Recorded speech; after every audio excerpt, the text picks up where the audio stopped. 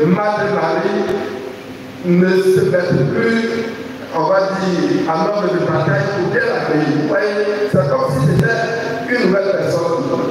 Marie. Bon, je me suis trompé de nom, pas Marie, c'est le quoi? Elle s'assise au pied de Jésus. On dit quoi? L'écoutant. Alors, les biblistes ont remarqué que la position prise par Marie pour être à l'écoute de Jésus, c'est la position du disciple. Or, vous savez que dans cette société, c'est les hommes qui sont disciples. Donc, elle sort de l'ordinaire, elle se constitue en disciple, elle s'assoit au pied du maître, et puis elle est en train de l'écouter, manger la parole qui sort de sa bouche. Et aussi, c'est une autre disposition d'accueil des femmes. Est-ce qu'on accueille les étrangers, on les laisse, et puis on s'en va. Je crois que c'est pas ça. Voilà. Donc, Marie aussi est dans la cuisine, les casseroles, les cuillères, tout ça là, ça se mélange là-bas. Et elle ressort, jusque-là, il y a rien. Elle ressort, elle vient faire le remarque à Jésus.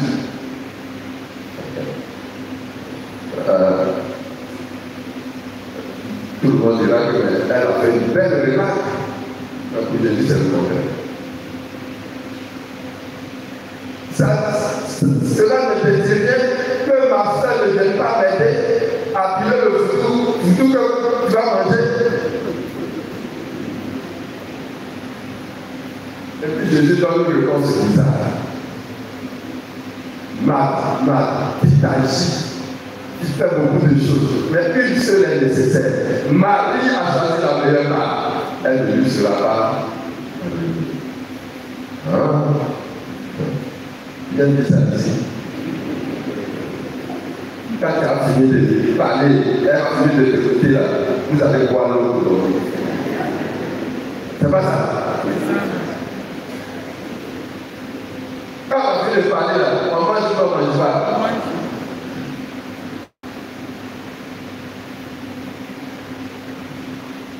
Mais en fait, Marthe aussi a cherché par la main. C'est à peine le fait. Elle ne sait pas faire pour elle. Les deux choses accueillent Jésus. Où est le mal?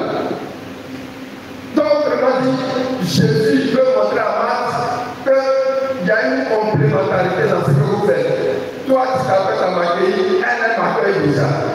Elle ne m'a pas laissé seule, déjà c'est bien. Mais quand tu viens de me dire pourquoi elle a fait pour elle, donc tu veux réduire l'accueil à quoi? À manger et à boire seulement. C'est qui n'est pas juste. Donc il y a une complémentarité dans l'accueil. Il y a ceux qui accueillent l'invité en étant avec lui, en causant avec lui, pour ne pas qu'il soit gêné. Et il y a ceux, celles aussi, qui préparent les choses pour qu'ils boivent et pour qu'ils mangent. Vous voyez que les deux choses se rejoignent. Alors, est-ce que nous pourrons, s'il n'y a pas masse, s'il n'y a pas de loi, il n'y a pas une seule voix? Comment on appelle ça? Les mains des gens. Là, il y a une seule voix. À l'unisson, chacun va dans son sens. C'est pas ça. Mais c'est quand il y a les quatre voix, comme il y a une harmonie, il y a une complémentarité. Et comme c'est pareil, complémentarité, pour que Jésus soit au finish bien accueilli, bien reçu, et qu'il soit content. Sont dans la même partie, c'est pas bon. Et Jésus dit, c'est la meilleure part parce que Marie devient disciple. Qu'est-ce qui donne la vie éternelle? La parole de Dieu qui sort de la bouche de Jésus. Et c'est cela que les mois diront, prie et travaille. Ouais, ça va de pair. Ici, Marie a la position de celle qui prie, écoutant la parole et qui prie. Et Marc a la position de celui qui est en train de s'appeler pour que tout se passe. Donc, frères et sœurs, pour bien accueillir, il faut les deux attitudes. Pour bien accueillir Jésus, il faut les deux attitudes. C'est ce que Jésus est en train de nous enseigner. Qu'est-ce que travailler sans Dieu? Et puis, tu gagnes toi aussi à venir dormir devant le Saint-Sacrement. Tu ne cherches jamais à travailler. On vient prier.